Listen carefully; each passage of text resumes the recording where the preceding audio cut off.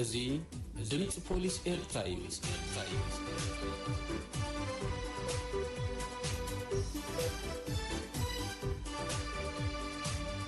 እዙይ ድምፂ ፖሊስ ኤርትራ እዩ።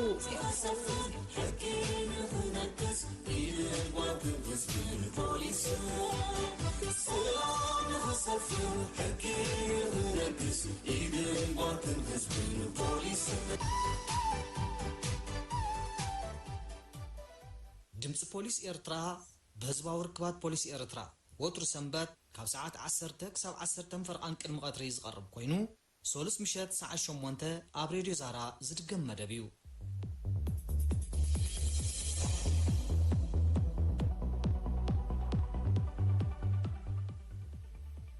ብሬድዮን ሳተላይትን ሰሙናዊ መደባት ድምፂ ፖሊስ ኤርትራ ኣብ ምክትታል እትርከቡ ክቡራትን ክቡራን ሰማዕትና ከመይ ተቐንዩ?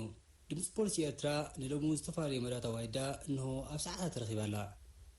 ነዚ መደባት ኣብ ምውሃር ንሳኹም ፀንዕ ሻይ ተመልሰ ፈለማ ብናይ ውሽጥን ወፃኢን ዜናታት ፖሊስ ክንፍልም ናብ ኣንባብ ዜና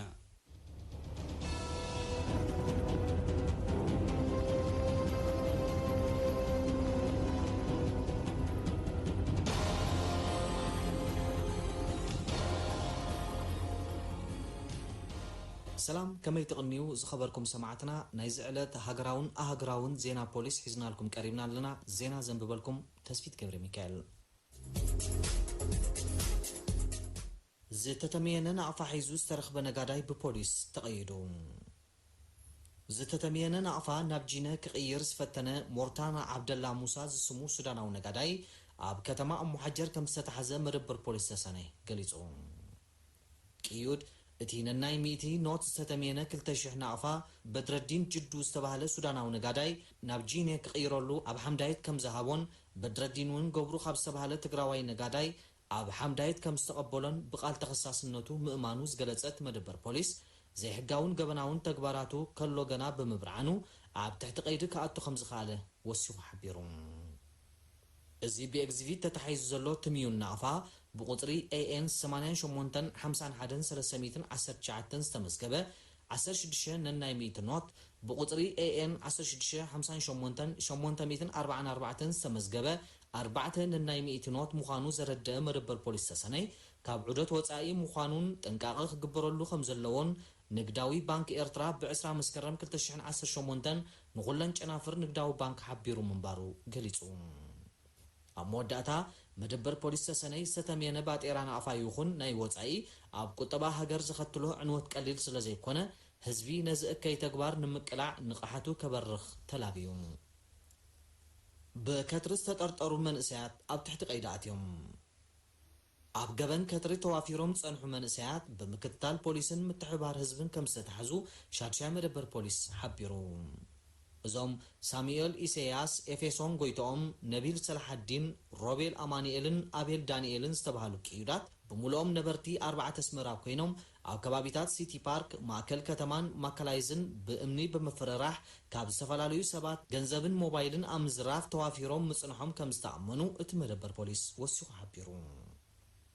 ቅዩዳት ገበን ከትሪ ፈጺሞም ክስወሩ እኳ እንተፈተኑ ብምክትታል ፖሊስን ምትሕብባር ህዝብን ኣብ ትሕቲ ቀይዲ ክኣትዉ ከም ዝኽኣሉ እቲ ካብ ሻድሻይ መደበር ፖሊስ ዝረኸብናዮ ሓበሬታ የነጽር። ወዲ 29 ዓመት ዮናስ ዓብለል ዝተባህለ ቅዩድ እውን ምስ ካልኣዩ ኣብ ባር ክሰትዩ ድሕሪ ምምሳይ ንሓደ መንእሰይ ተኸታቲሎም ክኸትርዎ ኣብ ዝፈተኑሉ ህሞት ብምትሕብባር ህዝቢ ዮናስ ኢድ ብኢድ ከም ዝተታሓዘን እቲ ካልኣዩ ግን ከም ዘምለጠን ዝጠቐሰ ሻድሻይ መደበር ፖሊስ ቅዩድ ብተመሳሳሊ ገበን ኣቐዲሙ ተቐፂዑ ዝነበረ ልማደኛ ከታሪ ምዃኑ ሓቢሩ። ቅድሚ ዝፍጻመ እውን ብተመሳሳሊ ገበን ከትሪ ዝተጠርጠሩ መንእሰያት ኣብ ትሕቲ ቀይዲ ኣእትዩ ምንባሩ ዝሓበረ ሻድሻይ መደበር ፖሊስ ወለዲ ደቀኦም ብገበን ኣብ ዝሕትቶም ዘይሕጋውን ገበናውን ተግባራት ከይዋፈሩ ግቡእ ምክትታል ክገብረሎም ከም ዘለዎም ብምስኽኻር ህዝቢ ካብን ናብን ኣብ ዝገብሮም ምንቅስቓስ ጥንቃቐታት ከዘውትርን ነቶም ኣብ ከምዚ ዝኣመሰለ ኣነዋሪ ተግባራት ዝተዋፈሩ ሰባት ኣለልዩ ኣብ እዋኑ ንፖሊስ ክሕብርን ተላብዩ። ንመራሕቲ መካይን ፖሊስ ኤርትራ ኣሰምሮ ተዋሂቡ። ب18 መጋቢት ኣብ ሰዓታት ቅድሚ ቀትሪ ንመራሕቲ መካይን ፖሊስ ዞባ ማእከል ብሓላፊ ንኡስ ጨንፈር ፖሊስ ትራፊክ ኤርትራ ለተናት ኮሎኔል መሓር ንጉሰ ፖሊሳዊ ኣሰምሮ ተዋሂቡ። እቲ ንመራሕቲ መካይን ፖሊስ ኤርትራ ዝተዋሃበ ኣሰምሮ ሓፈሻዊ ኣፍልጦ ብዛዕባ ሕግታትን ምልክታት ትራፊክን ተራ ፖሊስ ኣብ ትግባር ሕግን ዝኣመሰሉ ነይሮም ሌተናንት ኮሎኔል መሃር ንጉሰ ቀፂሉ ኣብ ሃገርና ካብ 2013 ክሳብ 2019 ዘጋጠሙ ብዙሕ ሓደጋታት 31590 ምንባሮም ሞት 983 ከቢድ 3968 ቀሊል 8875 ኣብ ንብረት ዝወረደ ክሳራ ድማ ልዕሊ 456 ሚልዮን ናቕፋ ዝግመት ምዃኑ ሓቢሩ ጠንቂ ሓደጋታት ትራፊክ ድማ ኣልኮላዊ መስተ ሰቲኻ መኪና ምምራሕ ቀዳምነት ዘይመሃብ ርሕቀትካ ዘይምሕላው መምርሒ ፍቃድ ዘይብልካ መኪና ምምራሕ መኪና እናመራሕካ ቴሌፎን ምጥቃም ልዕሊ ዓቐን ምፅዓንን ዘይጥጡሕ መስመራት መጓዓዝያን ወዘተ ምንባሮም ወሲኹ ሓቢሩ ኣብ መወዳእታ ሌተናል ኮሎኔል መሓሪ ካብ ተሳተፍቲ ንዝቐረበሉ ዝተፈላለዩ ሕቶታትን ርእቶታትን ድሕሪ ምምላስ ድሕነት ትራፊክ ኣገዳሲ ኣካል ልምዓት ሃገር ስለ ዝኾነ ብዝሒ ሓደጋታት ተሽከርከርቲ ክውስኽ ስለ ዝኽእልን ሕግታት ትራፊክ ኣኽቢሮም ክጓዓዙ ከም ዘለዎም ተላብዩ ተሳተፍቲ ድማ ከምዚ ዓይነት ተመሳሳሊ ኣስተምሮ ክድፍኣሉ ከም ዘለዎ ተማሕፂኖም ሃገራዊ ዜና ይኹም ክትከታተሉ ፀኒሕኩም ዝኸበርኩም ሰማዕትና ኣህጉራዊ ዜና ይስዕብ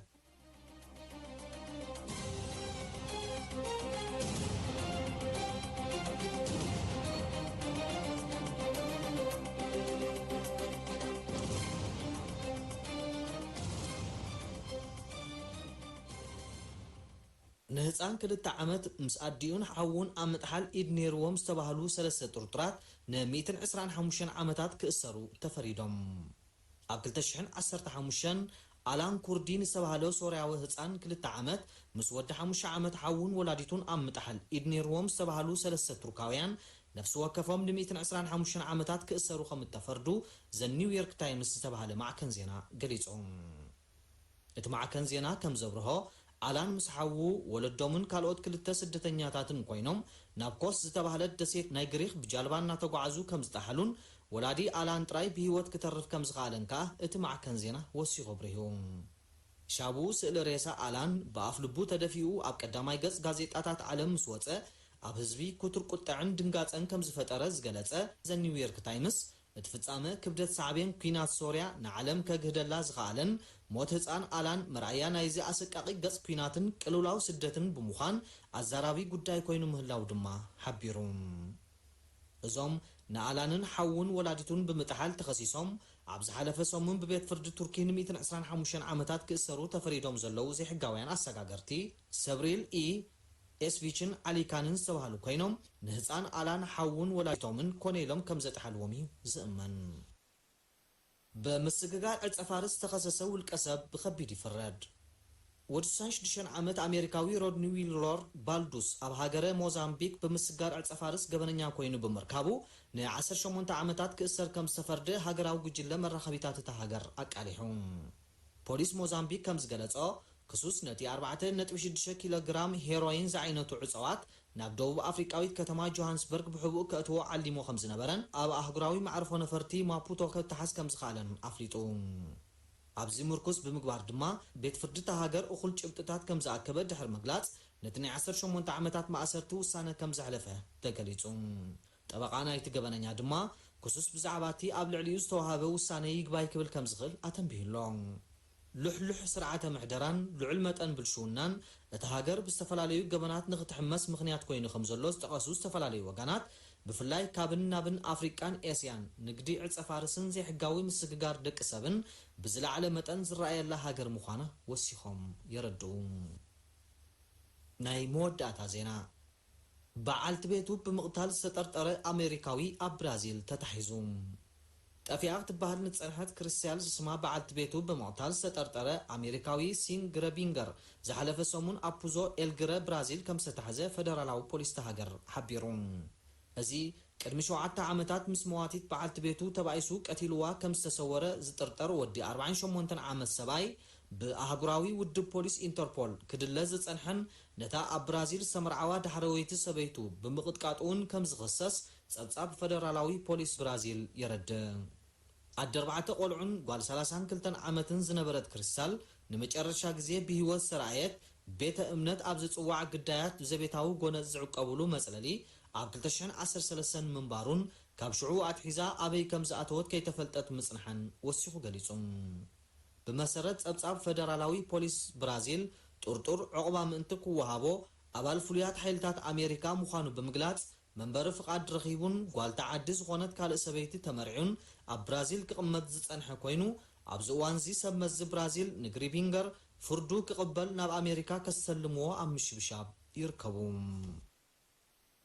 ዝኸበርኩም ሰማዕትና ነዚ ዕለት ዝተዳለወ ሰሙናዊ ዜና ፖሊስ በዚ ተፈጺሙሎ ምስ ዝተረፉ መደባትና ንሓድገኩም ሰላም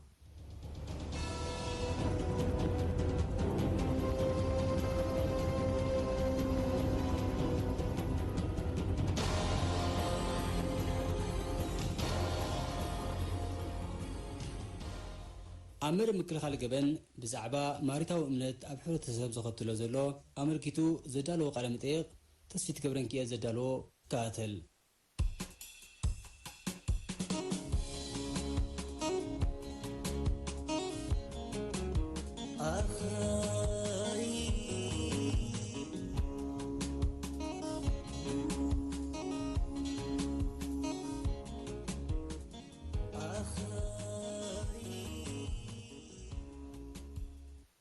ሰብ ዘመንጭዎም ሓሳባትን ኣብ ጉዕዞ ማሕበራዊ ህይወቱ ብዝኽተሎም ኣካየዳታትን እዩ ዝልለ ንዓለምና ንቕድሚት ኣብ ምውንጫፍ ዓብዪ ተራ ዝተፃወተውን ስነ ፍልጠታዊ ኣተሓሳስቡ እዩ ብኻልእ ኣዘራርባ እምበኣር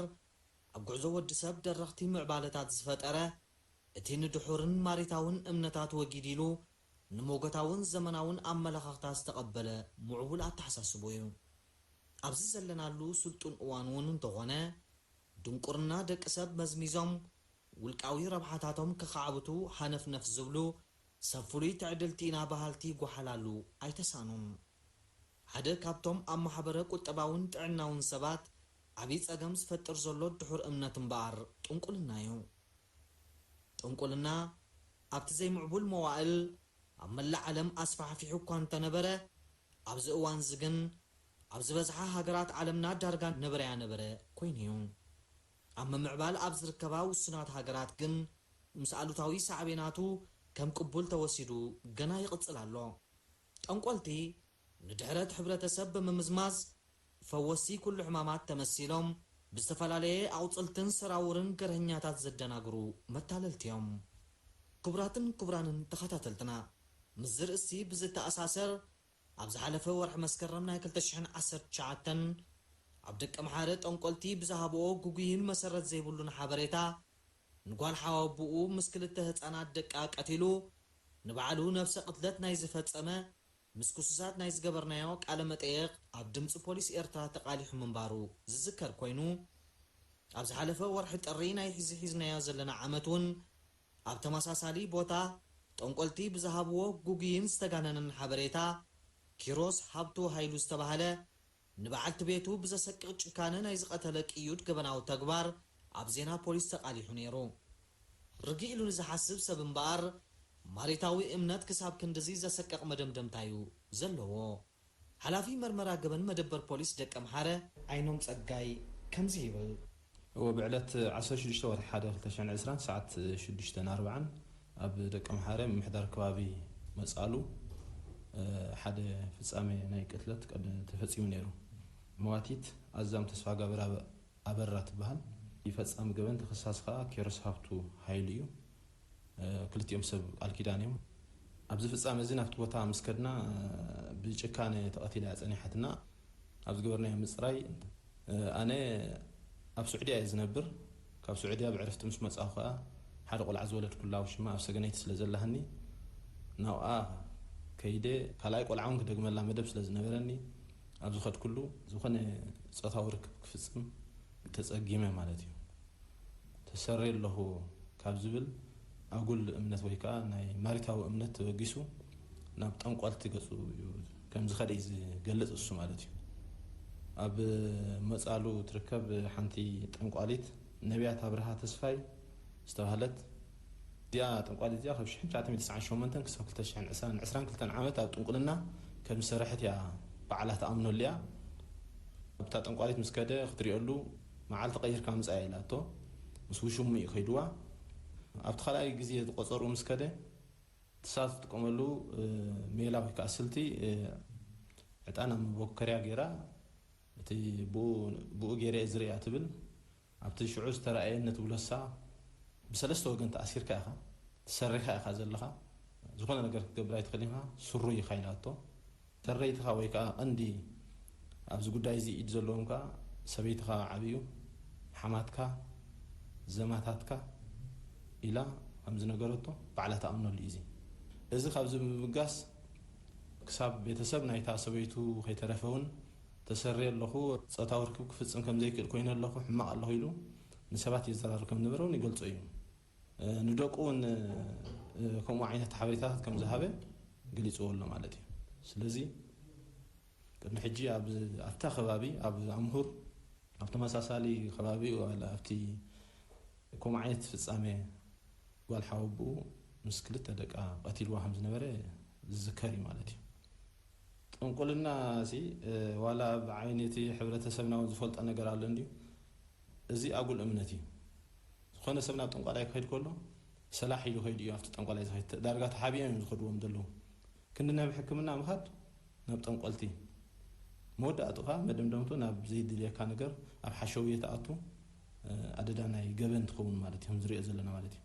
ብሰንኪ እዚ ድመፀ እውን ሕጂ እዚ ኣብ ሂወት ሰባት ንዛረብ ኣለና ሓሰሮም ዝነድድ ኣሎ ገዞም ዝተቐፅለ ኣሎ ንብረቶም ዝዓነወ ኣሎ እኦም ቡዳታት እዮም ከምዚ ገይሮምና ካብ ዝብል ፀልማት ጉልባብ ጌርካ ዝፍፀም እውን ከሎ መን ድምፅዎ እዚ ማርታው እውነት ኢልካ ሰባት ፈዊሶምኒ ካብ ዝብል እኮ እዩ ሰባት ናብ ጠንቆልቲ ዝጎይሉ ምክንያታት ዝተፈላለዩ እኳ እንተኾኑ ገለ ካብቶም ጉላሓት ግን ኣብ መጻኢ ክኾንዎ ዝደልዩ ክንበይሎም ናይ ውላድ ሽግሮም ክፍትሓሎም ናይ መብስዎ ፀገማቶም ክቕንጠጠሎም ናይ ሕማሞም ኣፋውስ ክረኽብሎም ወዘተ እዩ ይኹን እምበር ኣብ ቤተ ፈተነ ማለት ላቦራቶሪ ዘይተረጋገፀ መድሃኒት ሕማማት ክፍውስ ኣይክእልን እዩ ዕላማ ጠንቆልቲ ግን ሕማማት ንምፍዋስ ዘይኮነ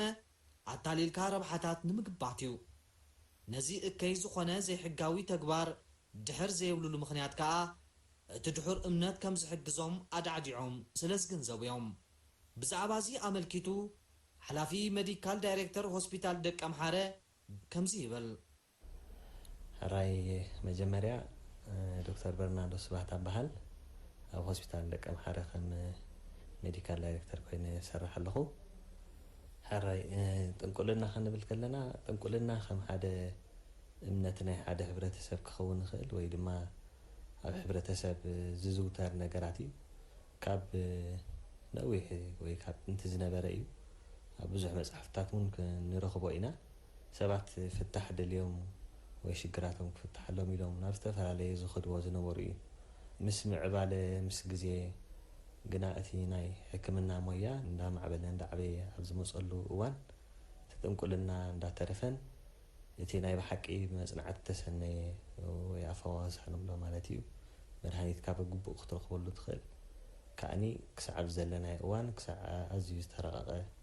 ደረጃ በፂሕሉ ዘሎ እዩ ማለት እዩ ስለዚ ጥንቁልና ኣዝዩ ጎዳኢ ዝኾነ ልምዲ እዩ መብዛሕትኡ ሰባት ወይ ተጠንቋላይ ብምትላል ዝገብሮ ነገራት ወይ ድማ ሰብ ከዓኒ ኣሚን ዝኾነለ ኢሉ ዝበሎ ኣብ እምርኡ ተቐቢልዎ ዝገብሮ ነገራት እዩ ማለት እዩ እምበር ኣብቲ ናይ ጥዕና ይኹን ወይ ኣብ ተግባር ይኹን ዝኾነ ይኹን ፅልዋ ዝገብር ነገር ኣይኮነን ከምዚ ክንብል ከለና ግና ሰባት እንታይ ኢና ንብል በቲ ሳይንሳዊ መልክዑ ማለት እዩ ዝተጨበጠ ነገር ብዝርአ ነገራት ሓደ ሰብ እንተደኣ ሓሚሙ ሓደ ሰብ እንተደኣ ዝኾነ ጉለት ኣጋጢሞ ብጭቡጥ ማለት እዩ ተመርሚሩ ሕማሙ ክፈልጠሉ ዝኽእል ደረጃ ኢና ዘለና እቲ ሕማም ከዓኒ መብዛሕትኡ ንብሎ ማለት እዩ ፍወሳ ዘለዎ እዩ ወይ ድማ ፈውሲ ክትረኽበሉ ትኽእል እዩ ማለት እዩ ክሳዕ ሕጂ ምናልባሽ ፈውሲ ዘይተረኽቦ ክንብሎ ንኽእል እዚ ናይ ካንሰር ንብሎ ማለት እዩ እዚታት እዩ ግን እሱ እውን በብደረጅኡ ዝተፈላለየ ፍወሳታት ኣለዎ ማለት እዩ ቀልጢፍካ እንተደኣ ረኺብካዮ ወይ እውን ገለ መድሃኒታት እውን ኣሎ ክሳዕ ነፃ ኮንካ ክትሕከመሉ ትኽእል ማለት ክትነብረሉ ትኽእል ደረጃ በፂሕናሉ ዘለና ኢና ማለት እዩ ስለዚ ሰባት ሎሚ ኣብዚ ንጥንቁልና ደይኮነ ክኸዱ ዘለዎም ወይ ከዓ ንጥንቁልና ደይኮነ እንዳ ኣረዱ ወይ ድማ ብጭጥ ረኺብካ እዚ ሕማም ካይልካ መድሃኒትካ ትወሰሉ እዚ ባይታ እዚ ዘለና ማለት እዩ ስለዚ ጥንቁልና ብዓብዩ ክትሪኦ ከለካ ሰባት ካብቲ ምትላል ጀሚርካ ማለት እዩ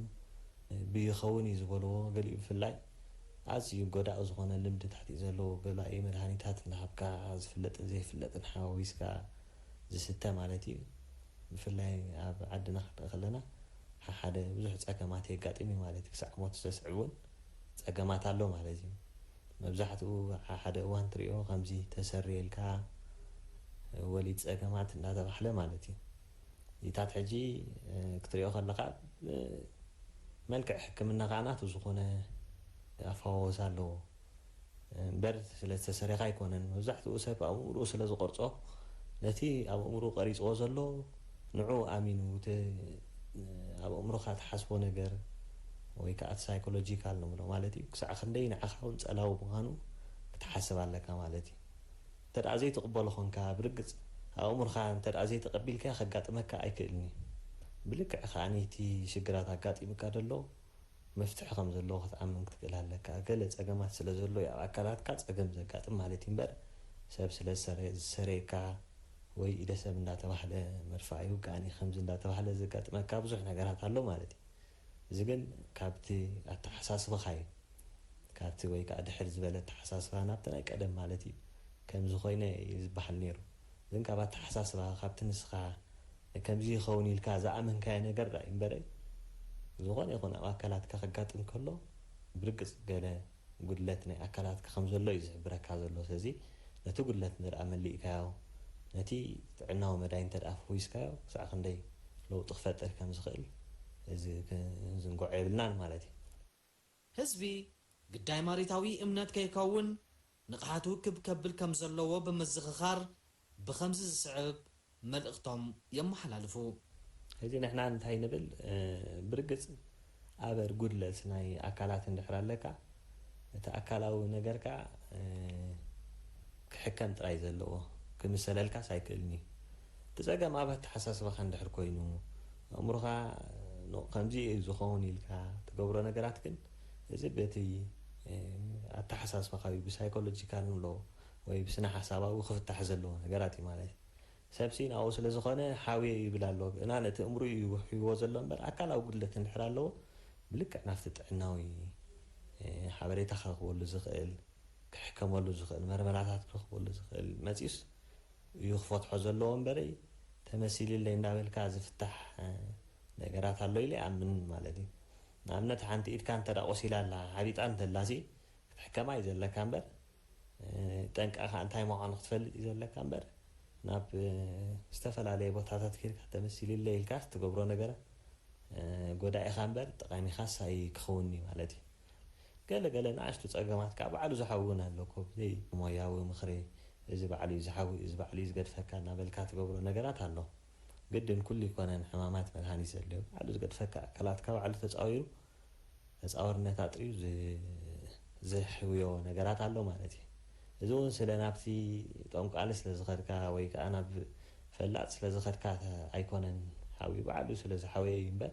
ስለ ዝተመሰለልካ ኣይኮነን ስለዚ ንሕና እቲ ናይ ኣተሓሳስባ ናይቲ ሰብ ዳኣይ እምበረ ስለ ዝተመሰለሉ ይኮነን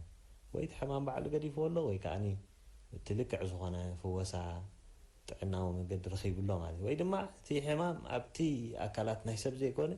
ኣብቲ ተሓሳስባ እዩ ዘሎ ማለት እዩ ስለዚ ተሓሳስባ ናይቲ ሰብ እንተደኣ ብልክዕ እንድሕር ቀይርካዮ እዚ ብከምዚ ክሓዊ ዝኽእል እዚ ባዕሉ እዩ ዝገድፈካ እዚ ብከምዚ እዩ ክጥዕ ዝኽእል እንተደኣ ኢልካዮሲ ብርግፅ እንተደኣ ተቐቢሎ ከዓስ ጉፅ ዝኾነ ኣፈዋውሳስ ክረኽቦ ክእል እዩ ማለት እዩ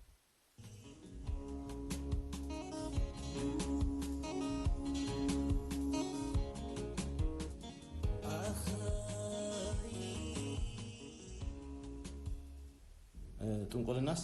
ረብሓ ከም ዘይብሉ ርኢና ኣለና ኣብዚ ሕጂ ከባቢና ካብ ዝተፈፀመ ክልተ ፍፃሜታት ዝኾነ ኣብዚ ከባቢ ዘሎ ሕብረተሰብ ወይ ኣብ ርሑቕ ዘሎ ሕብረተሰብ ክመሃረሉ ዘለዎ እዩ ናብ ጠንቆልቲ ወይ ከዓ ናብ ንፈልጥ ኢና ባህልቲ ሓንቲ ጭብጢ ዘይብሎም መፍለጥ ዘይብሎም ክጭብጦ ዘይትኽእል ነገር ሓበሬታ ሂቦም መጨበጥ ዘይብሉ ነገር ሂቦም ኣብ ዘይተደለየ ነገር ሓሸውየ እትዮም ነቲ ሰብ ኣብ ገበን ዝእትዎ ዘለዉ ካብ ከምዚኦም ዓይነት ሰባት ክንርሕቕ ኣለና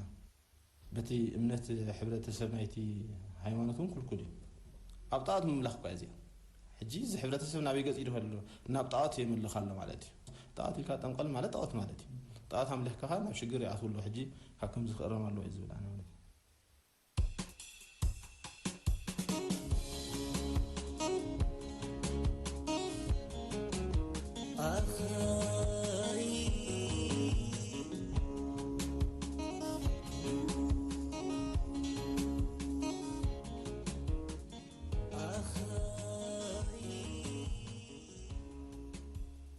ኣመር ድሕነት እትንኮ መፍትሒ ሓላፍነታዊ ምዃን እዩ ብዝብል ኣርእስቲ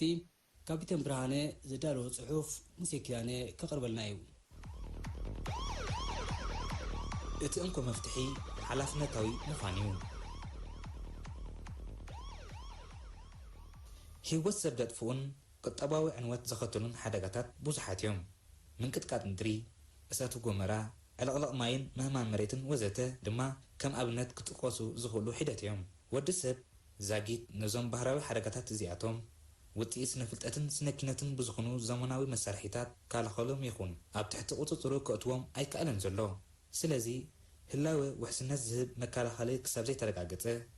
ሞትን ዕንወትን ቀጻሊ ዝኽሰት ተርእዮ ክኸውን ቅቡልን ባህርያውን እዩ እቲ ኣዝዩ ዘተሓሳስብ ግን ብዙሓት ናይ መቆፃፀሪ መካኒዝም ዘለዎ ክንሱ ማዕለያ ዘይብሉ ህይወት ዘጥፍእን ንብረት ዘዕኑን ዘሎ ሓደጋታት ተሽከርከርቲ እዩ ሓደጋታት ተሽከርከርቲ ዝእለይሉ ወይ ዝውገድሉ ዝቐለለ መንገዲ ሕግታት ትራፊክ ምኽባር ክንሱ ብሰንኪ ምጥሓሱ ዘይተኣደነ ሰብኣውን ንዋታውን ክሰርታት ክስዕብ ይርአ ጸብጻብ ዓለማዊ ውድብ ጥዕና ከም ዘመልክቶ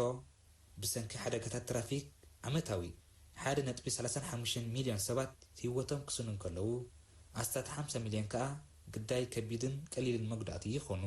ናይ ዝሓለፉ 3 ዓመታት ጸብጻብ ፖሊስ ትራፊክ ኤርትራ እንተተመልከትና እውን ጠቕላላ ዝተመዝገቡ ሓደጋታት ትራፊክ 12413 ኮይኖም ከም ሳዕቤኑ 403 ሰባት ክሞቱ ከለዉ 5837 ከዓ ብከቢድን ቀሊልን ቆሲሎም ኣብ ንብረት ዝወረደ ዕንወት ድማ ኣስታት 158.8 ሚልዮን ናቕፋ ይግመት እዚ ስታስቲካዊ ሓበሬታ እዚ ንምቕራብ ዝተደለየሉ ምክንያት እምበኣር ብሰንኪ ክንከላኸሎ ዝግባአና ሓደጋታት ኣብ ህይወትን ንብረትን ዝወርድ ዘሎ ጉድኣት ማዕረኽ ክንደይ ኣተሓሳሳቢ ምዃኑ ንምርኣዩ እቲ ብሰንኪ ሓደጋታት ትራፊክ ዝስዕብ ሞትን መጉዳእትን ኣብ ልዕሊ ግዳያት ዘኸትሎ ኣካላዊ ስነ-ኣእምራዊን ማሕበራውን ቁጠባውን ሳዕቤናት ኣዝዩ ከቢድ እዩ ብሰንኪ ሞት ወላዲኦም ዝዝኽትሙ ቆልዑ ክኸፍልዎ ብዘይከኣሉ ዕዳ ንላቕሓን ልመናን ዝቃልዑ ብሰንኪ ስንክልና መጻኢ ህይወቶም ተበላሽው ተኣለይቲ ዝኾኑን መዋእሎም ምስ ቃንዛ ዝነብሩን ወዘተ ክጥቀሱ ዝኽእሉ ገለ በሰላታት ሓደጋ ትራፊክ እዮም ኩሎም እቶም ኣብ ጎደናታት ከተማታትን ካብ ከተማ ወጻኢ ዝርከቡ መስመራት መጓዓዝያን ዝንቀሳቐሱ መራሕቲ መካይንን ሞተር ብሽክለታን ሰብ ዓረብያን ብሽክለታን ኣጋር ተጓዓዓዝትን ካልኦትን ንሕግታትን መምርሒታትን ትራፊክ ተማእዚዞም ሓላፍነት ተሰሚዕዎም እንተዝንቀሳቐሱ ሓደጋታት ትራፊክ ኣንበይ መጋጠመን ወይ ኣዝዩ ውሕድ ምኾነ ምስ ሓደጋታት ትራፊክ ብዝተኣሳሰር ሓደጋ ወዝቢ ዘጋጥም ፍጻሜ እዩ ተባሂሉ ክጥቀስ ወይ ክዝረብ ይስማዕ እዩ ልክዑ እቶም ሕግታትን ምልክታትን ትራፊክ ኣኽቢሮም እንዳተጓዓዙ ከለዉ ኣብ ዘይተጽበይዎ ግዜን ቦታን ሓላፍነት ብዝጎደሎም መራሕቲ ተሽከርከርቲ ዝግጨው ግዳያት እቲ ሓደጋ ንዕኦም ብልክዕ ወዝቢ እዩ ነቶም ብሰንኪ ሸለልትነቶም ሓደጋ ዝፍጽሙ ሰባት ግን መመሳመሲ ካብ ምዃን ሓሊፉ ካልእ ትርጉም ዝወሃቦ ኣይኮነን ሓላፍነታዊ ምዃን እቲ እንኩም መፍትሒ ናይ ዝተጠቕሰ ሽግራት ካብ ኮነ እምበኣር ኩሎም እቶም ዝምልከቶም ባእታታት ተጠቀምቲ ጽርግያ እጃሞም ከልዕሉ ይግባእ ሓላፍነታዊ ምዃን ንስለዚ ቅዱስ ዕላማ ኣብ መንፈሶም ዝሰረጸ ባህሊ ንዝኸውን ድማ እዩ ስርዓቱ ዝሓለወ ውሑስ ምንቅስቓስ ዝህሉ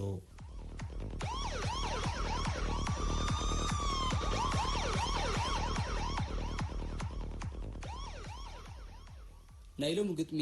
ደስ ኣይበላ እትብል ብተመስገን ትኩስ ተራልወት ሓበን የማነ ከተንብበ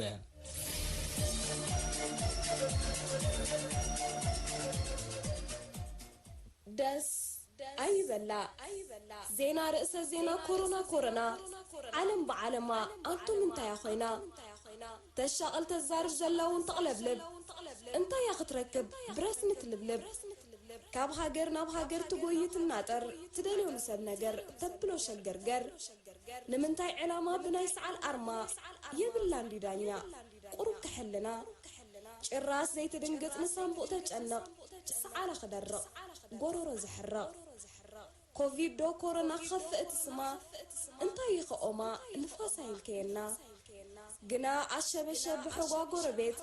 ከይትብለና ጠበቕ ደቀሽ ንጠንቀቕ ይሰጓዩ ሳምና አልኮል ከአስማ ሊሉውን በዓቕማ ሜትሮታት ትህድማ እሞ አእዳውናና ሸዓም ሕፃብ ብምንፋዕ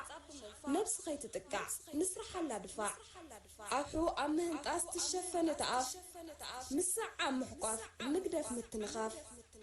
ኮሮና ትኾሪ ኣይበላ ውልደስ ሕድሪ ኸይንልከፍ ንመዝገብቲ ቫይረስ ብመዳፍዕ ፅሬት ነብሉ ዓጠስጠስ